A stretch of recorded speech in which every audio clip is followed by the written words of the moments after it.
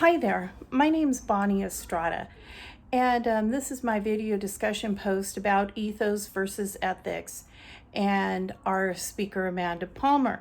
If you look up the meaning of ethos in the dictionary, it's defined as a characteristic of a culture, era, or community as manifested in its beliefs and aspirations. And if you look up ethics in the dictionary, it's the moral principles that govern a person's behavior or activity that they're doing. And we're being asked to, if we think that Amanda Palmer has developed ethos and is she being ethical? My friend's father would always say that inside each person's head is another world. And with that statement alone, it makes me wonder if I'm just being judgmental about Amanda and her actions because I was raised differently. Our first question is, do you think that the speaker has developed ethos? Why or why not? Well, if we take the speaker at her word that her connections with people comes from the heart and that she considers her exchanges are equal and fair, her art is equal and fair for monetary exchange, and that's a big trust thing, yeah, you can say she's developed ethos. If you ask this girl, I was raised by farmers from the Midwest who were born in the mid-20s. I don't believe that she has developed ethos because I don't believe that exchanging monetary items for non-monetary items is of good character. I was always taught that you're being taken advantage of someone else, and that's not ethos. The second question was, is the speaker ethical or not? Ethicals are moral principles that determine a person's behavior, as we talked about before from the dictionary.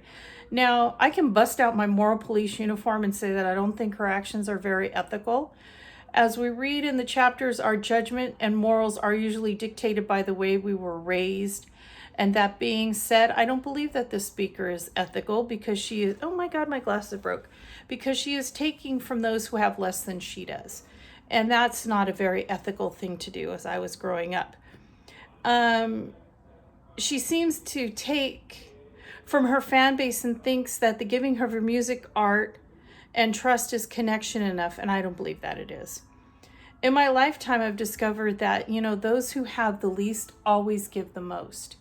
And, that's very true and very sad in some ways.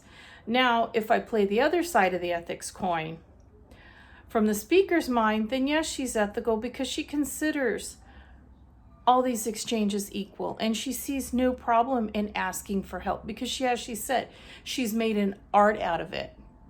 And I don't believe that's ethical, but she certainly does. Again, in everybody's mind, it's a different world.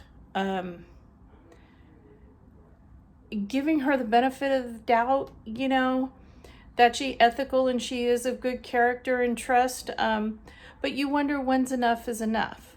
When her first fan-based money-making thing made over $1 million, that might have been enough. And you could say, okay, I get it. That was your first time, blah, blah, blah. It's okay. But you know what? When you go over that and you keep asking, that's greedy. And to me, that's of questionable character and trust. Thank you for listening to my 2 cents, and I look forward to hearing yours.